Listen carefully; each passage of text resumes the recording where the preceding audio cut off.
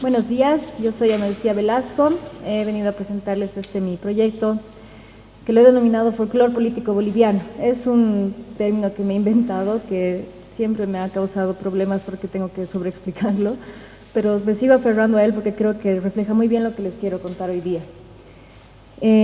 Cuando veía esta mesa y veía el tema de los imaginarios bolivianos, es un tema que a mí siempre me ha interesado mucho, porque esta pregunta de cómo nos narramos a nosotros mismos, cómo nos describimos, cuando tenemos que decir qué es Bolivia y quiénes son los bolivianos, a qué fuentes nos remitimos, me he dado cuenta de unos cuantos patrones, ¿no? que creo que es algo de lo que se habla mucho de forma informal, pero que todavía no se ha estudiado tanto con más evidencia. En ese sentido, la idea fuerza, digamos, que manejo aquí es que cuando nos preguntamos quiénes son los bolivianos, quiénes somos, siempre tenemos respuestas pesimistas, ¿no? Citando un poco una idea de Rosana Barragán, decía: nuestra historia está llena de recuentos trágicos, de fracasos repetitivos, de guerras perdidas, de recursos saqueados, ¿no? Siempre es una historia contada en clave negativa. Y esto es una idea que no solamente se encuentra en la literatura académica, sino que asumo que les ha pasado a todos, que cuando discutes con gente sobre el tema de la nacionalidad, siempre sale a flote ese tema de qué negativa es nuestra historia, ¿no? Y llega a formar realmente parte de cómo nos imaginamos, ¿no? Quería mostrarles esta cita de René Zabaleta que dice: Bolivia sufre la historia y no la hace. En este sentido precisamente negativo y pesimista que les contaba al principio, pero también de un boliviano prácticamente sin agencia, sin capacidad ni posibilidad de cambiar su destino. Las cosas simplemente le pasan y no es casi completamente inválido e incapaz de hacer algo al respecto. En este sentido, el argumento principal que quiero mostrarles hoy día es que para rescatar estos imaginarios nacionales es muy importante analizar, estudiar qué cosas estamos recordando y qué cosas estamos olvidando. Que no son decisiones casuales, arbitrarias. Las cosas que nos contamos día a día acerca de nuestra historia, de quiénes somos, de cómo nos percibimos, las historias que decidimos contar siempre, las historias que decidimos olvidar, dicen mucho de quiénes somos y quiénes creemos que somos, ¿no? Y creo, como les decía hace un momento, que es algo que si bien se habla informalmente, la academia no le ha dado una oportunidad, digamos, de recogerlo.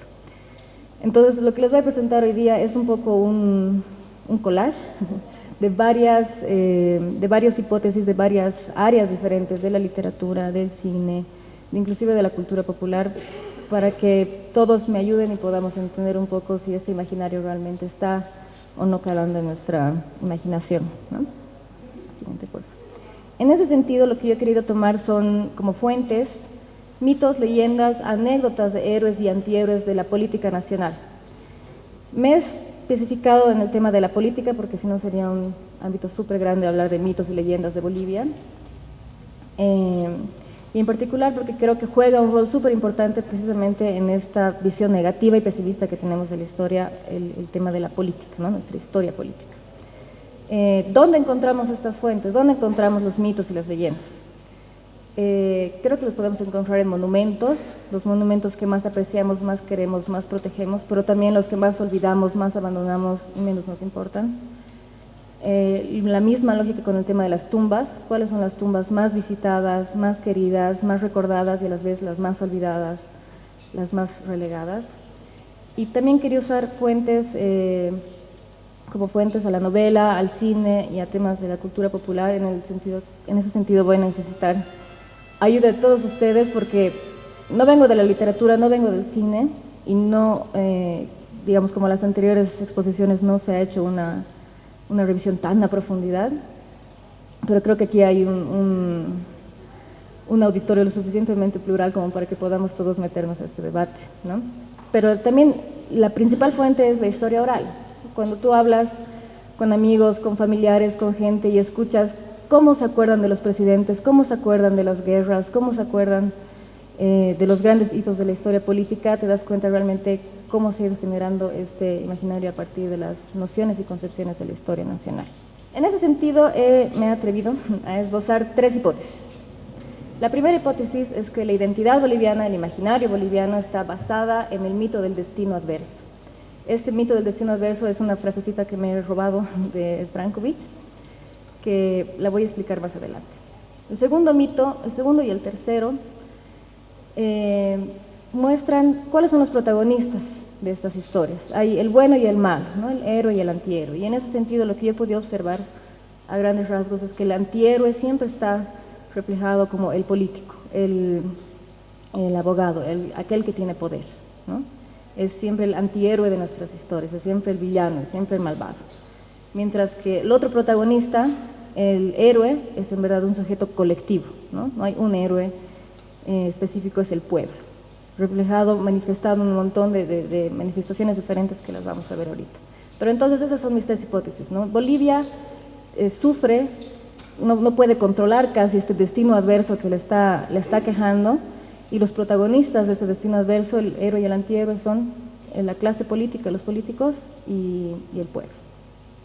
Siguiente.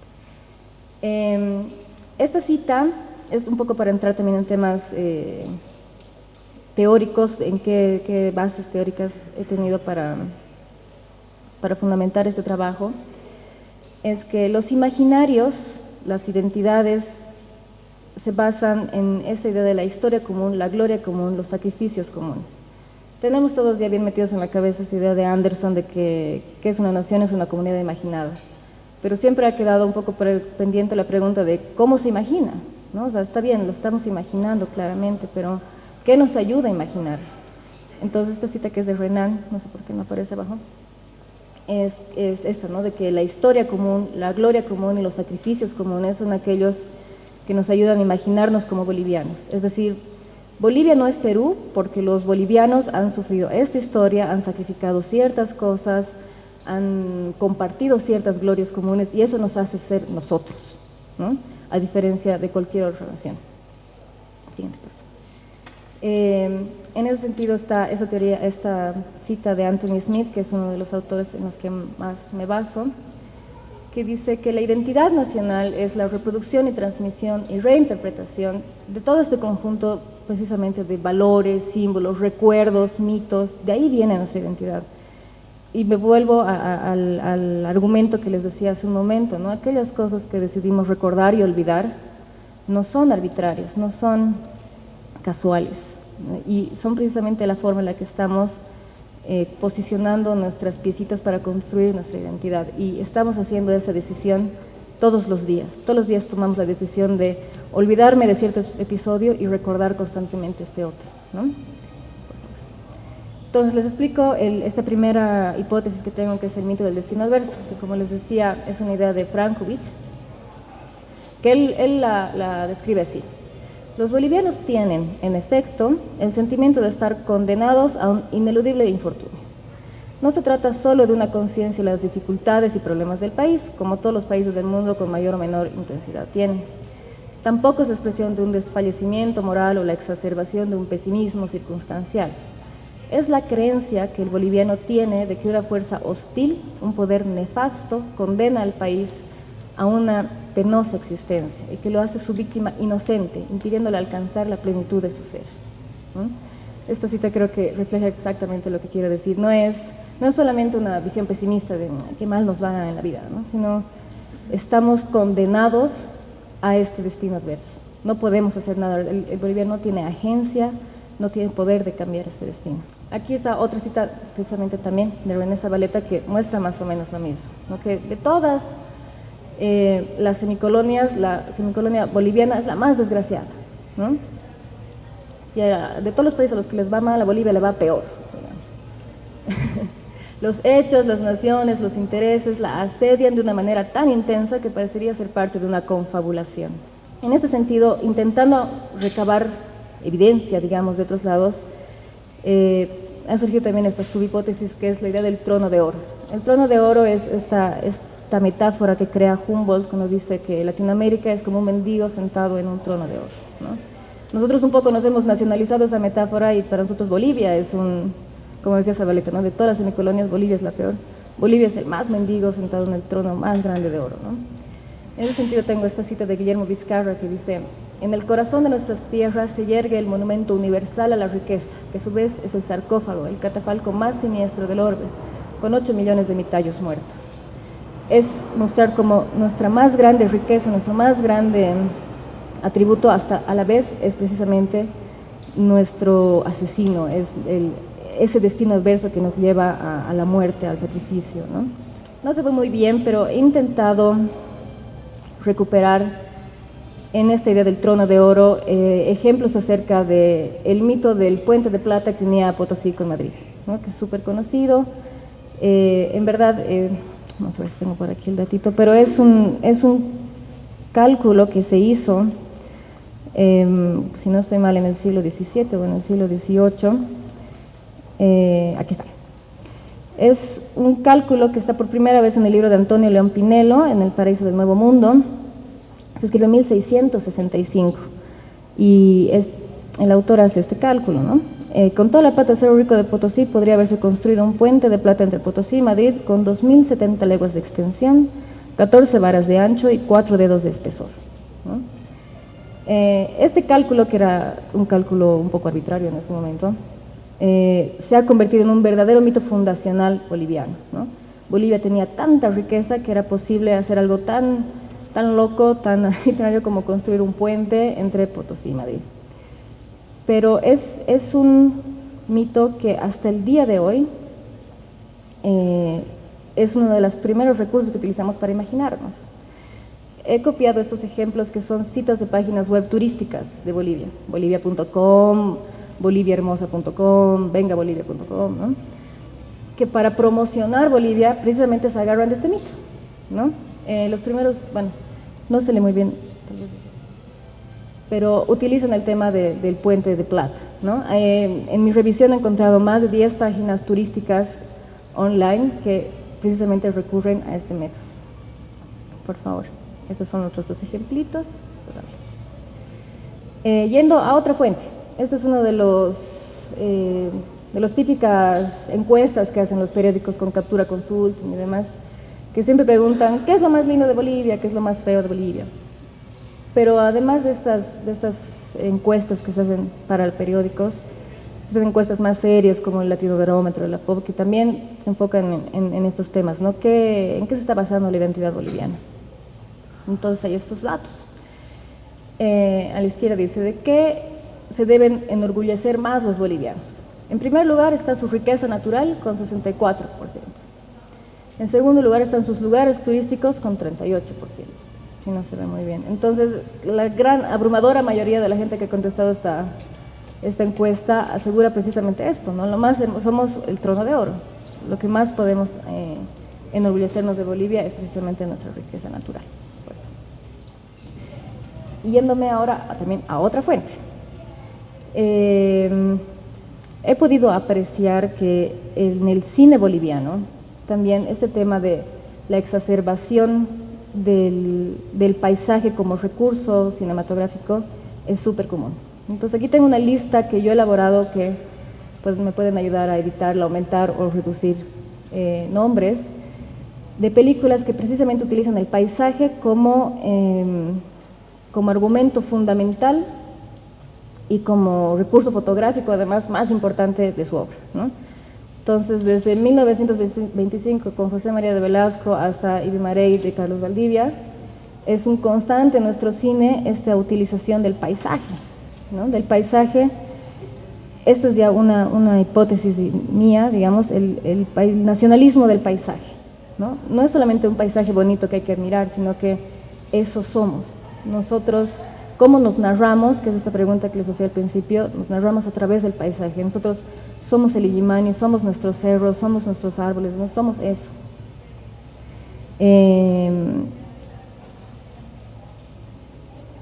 Es tan así, y era algo que hablábamos ayer, que un poco quería contarles ahora, es nacionalismo del paisaje porque no está abierto a crítica, no está abierto a revisionismo. Si a alguien se le ocurre decir, la verdad es que a mí no me parece tan bonito el Illimani, se tiene que bancar una sarta de críticas y de odio enorme, ¿no? Ahí te das cuenta que realmente hay un nacionalismo detrás, no es solamente una cuestión estética, donde hay gente que dice, qué lindo esto, qué feo esto, sino que está completamente fuera de revisionismo. Y en ese sentido hay tres ejemplos súper de cultura popular y súper actuales, ¿no? No sé si recuerdan el juicio que se le hizo a Milena Fernández, la periodista del 7, creo, no me acuerdo qué canal, que criticó a Oruro, ¿no? Y que dijo que Oruro era una ciudad fétida. Entonces, inmediatamente le cayó un juicio de racismo y discriminación, el cual es el único juicio, además, que ha salido de esta ley. Es el único que tiene sentencia.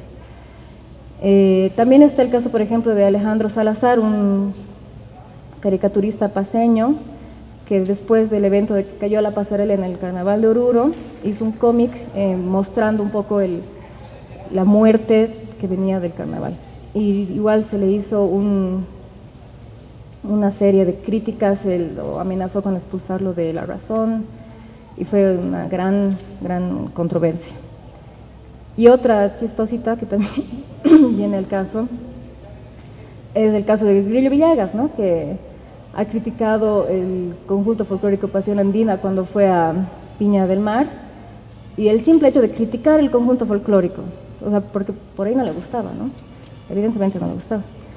Le ha causado que le cierren su página de Facebook, ha sido todo un verdadero acoso social que ha entrado esta persona precisamente por criticar esto, ¿no?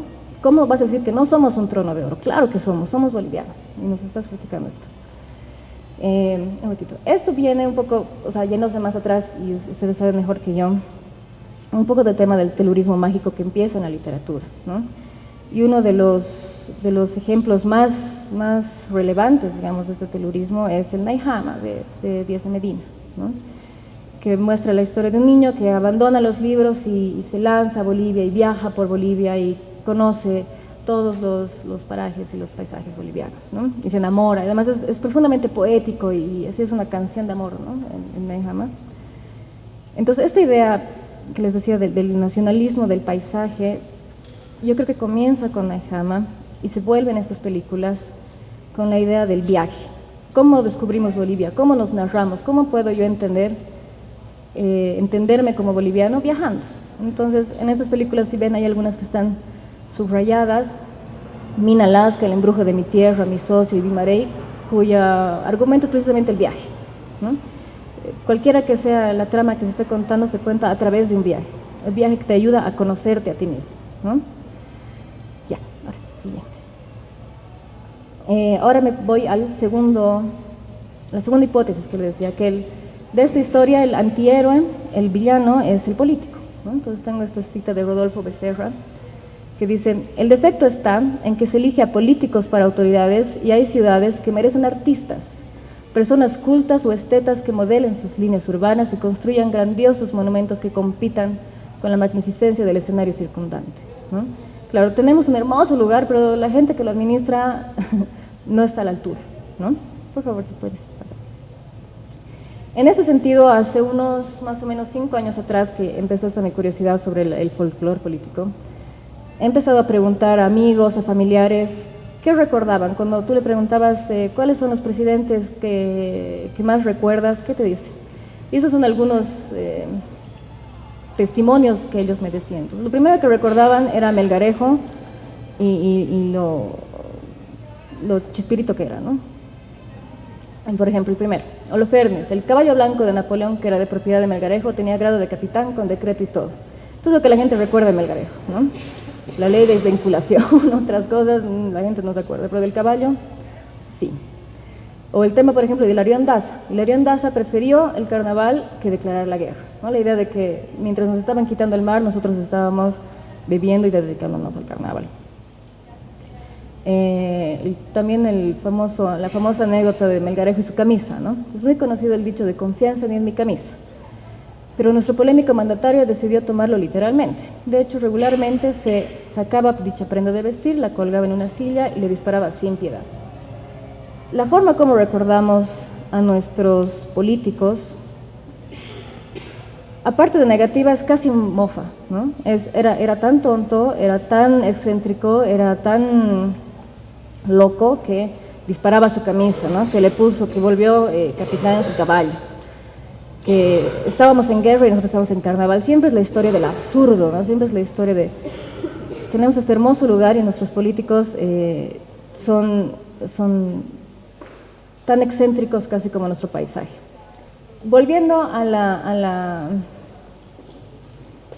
grafiquito que les mostraba hace un ratito.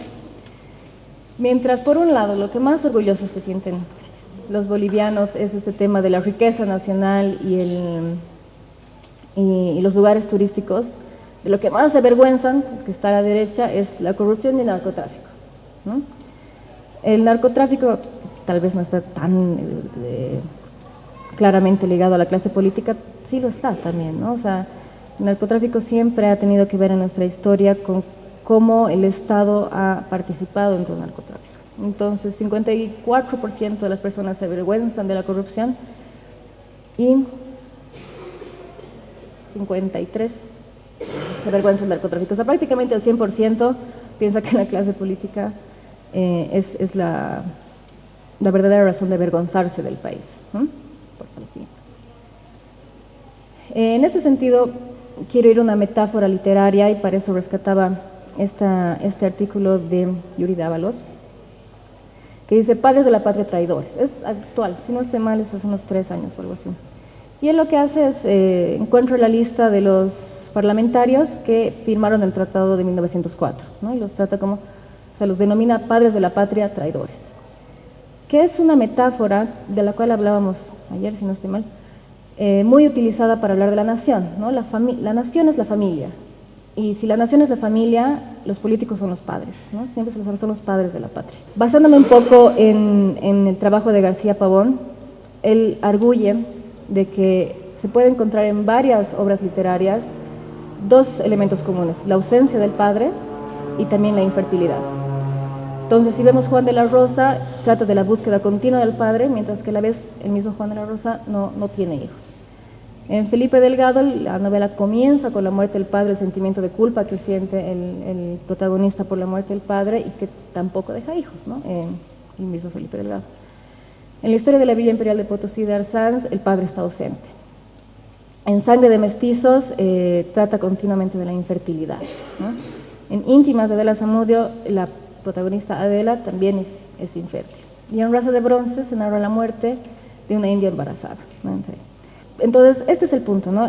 La ausencia del padre, y tomando esta metáfora de la ausencia del padre, con esta idea del político antihéroe, del político que nos abandona, el político que nos traiciona, ¿no? El padre de la patria, traidores, también se puede ver en la literatura como una constante metáfora utilizada. García Pavón dice que este tema de la infertilidad tiene que ver con un deseo de no querer reproducir este sistema patriarcal y este sistema de los padres de la patria traidores. Si el padre tiene hijos, tiene otro traidor, ¿no? Entonces reproduciría eso. Entonces por eso es un deseo esta infertilidad en las novelas de suspender ya ese sistema. Bueno, y entrando a la tercera hipótesis, la idea de si el malo es el político, ¿quién es el bueno? ¿No? O sea, ¿quién aguanta todas las barbaridades que nos hacen los políticos? Es el pueblo, es un sujeto colectivo, ¿no? Este sujeto, el pueblo, aparece sin embargo como un ente colectivo al que se proclama, se ensalza, se vanagloria, se heroiza y se compadece. Dice Rosana Barragán. Bueno. En ese sentido, ahí he empezado a estudiar el tema de las tumbas, valiéndome de información hemerográfica en periódicos que cubrían el tema de Todos Santos, mostraban cuáles eran las tumbas más visitadas y las menos visitadas. En La Paz, la tumba de Carlos Palenque y de Franz Tamayo son las más visitadas, pero curiosamente también hay una tumba del niño Álvaro Tavera, que en 1986 fue secuestrado, torturado y asesinado, y hasta el día de hoy es una de las tumbas que más visitas recibe. En Cochabamba, las tumbas de Ulises y Wilson Hermosa son las más visitadas, mientras que las más olvidadas son las de los presidentes: Daniel Salamanca, José María Chá, Carlos Quintanilla Quiroga. Y sucede lo mismo que en La Paz. Otro niño, Nelson Jiménez, que se cuenta que se murió hace 20 años por robar una manzana, es la tumba más visitada. En Tarija sucede casi lo mismo. Dos asesinos enterrados en 1978 se han convertido en estas almas milagrosas que reciben más visitas, y a la vez dos niños que fueron violados y degollados. ¿Por qué es importante este tema de las tumbas? Anthony Smith cuenta que la identidad del imaginario nacional tiene que ver mucho con la capacidad de generar un nexo, un lazo con el pasado. Y ese nexo y ese lazo con el pasado se puede hacer de una forma muy fuerte cuando se hace a través del parentesco. Entonces la tumba simboliza este parentesco. La persona que yace ahí podría haber sido mi hermano, podría haber sido mi hijo, podría haber sido mi padre. Entonces, aunque yo no lo conozco, genera un sentimiento de parentesco conmigo y por ende un lazo con el pasado, ¿no? Esas son las típicas tumbas de los soldados caídos, digamos, que alrededor del mundo son tan visitadas, pero que se dan cuenta en Bolivia no tanto. Ayer visitaba precisamente el cementerio de Sucre y, por ejemplo, aquí tienen la tumba de Hernando Siles. Los niños guías que te acompañan y te hacen el tour por el cementerio y me contaba, esta tumba se ha hecho con el mármol más caro de la tierra, se ha traído específicamente de Italia, pero como pueden ver está completamente manchada, descuidada, el mármol más caro del planeta no recibe ninguna atención, ¿no? Por favor. Estas son las tumbas, no sé si se puede ver bien, de los príncipes de la Glorieta. Como pueden ver están, si bien son edificios hermosos, por dentro las flores están marchitas, no están limpiadas, no reciben ningún tipo de atención popular. No es que la gente vaya ahí y diga, bueno, el príncipe de la Glorieta podría haber sido mi padre, podría haber sido mi hermano. No hay ese sentimiento de parentesco, ¿no? Entonces claramente se puede ver en su olvido. La siguiente, por favor. No se ve bien aquí por la luz, pero esa es la tumba de los veteranos de guerra, aquí en Sucre. Y adentro se puede ver un arreglo floral que lo debió poner hace 1 o 2 años, que está completamente seco y abandonado, y adentro no hay nada, ¿no? Por otro lado, estas son tumbas de niños en Sucre, ¿no? Que hoy día veíamos con una amiga que sí es cierto que son tumbas más actuales, más nuevas, y que por ende reciben más visitas, pero a la vez el pabellón de niños es un pabellón colorido, lleno de flores. Se nota que hay un sentimiento de parentesco mucho más relacionado al tema de los niños que con el tema de los presidentes o de los grandes personajes ilustres o soldados de nuestra historia. Este es un caso curioso que le ponía aquí porque quería que me cuenten qué opinaban, pero es la tumba de los transportistas. Es la tumba actualmente más grande, mejor cuidada y más limpia del cementerio, ¿no? Adentro ellos han construido este Cristo y está lleno de flores y es definitivamente la tumba mejor cuidada del cementerio, ¿no? La siguiente. Y esta es la tumba, como les decía en el caso de La Paz de Cochabamba de Tarija. Aquí en Sucre pasa lo mismo, ¿no? Es esta señora que murió descuartizada alrededor del año 2000 y que hoy se ha convertido en un alma milagrosa y que todo el mundo, como se puede dar cuenta de lejos, en el cementerio de Sucre es la que más flores recibe, ¿no? Está copada de flores, de regalitos, de hojitas de coca, porque la gente va a pedirle favores, pero también porque se genera este sentimiento de parentesco, ¿no? Esa señora podía haber sido mi mamá y genuinamente podía haber sido más que los príncipes de la Glorieta, digamos, ¿no? Entonces, en ese sentido, si revisamos también los héroes que tenemos, siempre tenemos el héroe que proviene del pueblo, ¿no? O que son personajes subalternos y son personajes débiles. Pero como son débiles y han tenido una participación notable, es aún más notable, ¿no? Porque como un niño en la guerra es capaz de hacer lo que no son capaces de hacer los soldados, o Hilarión Daza, ¿no? Que se está chupando en el carnaval, digamos. Juancito Pinto, Genoveva Ríos, las heroínas de La Coronilla, Domitila Chungará, son todos personajes que reciben más cariño por parte de la población, pero precisamente porque significan eso, ¿no? Las madres que se quedan solas y los niños. En la literatura también se puede ver esto con el tema de la marginalidad, sobre todo con Jaime Sanz, ¿no? Que siempre intenta recuperar al sujeto marginal, a la parapita, al alcohólico, e introducirlo al imaginario nacional, como diciéndonos, Bolivia no es solamente esta historia oficial, ¿no? Bolivia también es el parapita, Bolivia también es el alcohólico. Y en el cine también está esta lista de algunas películas que ensalzan al pueblo, ¿no? Yaguarmalco, El coraje del pueblo, La nación clandestina, Hilario Condori. Pues, esta misma lógica se reproduce en la actualidad. ¿no?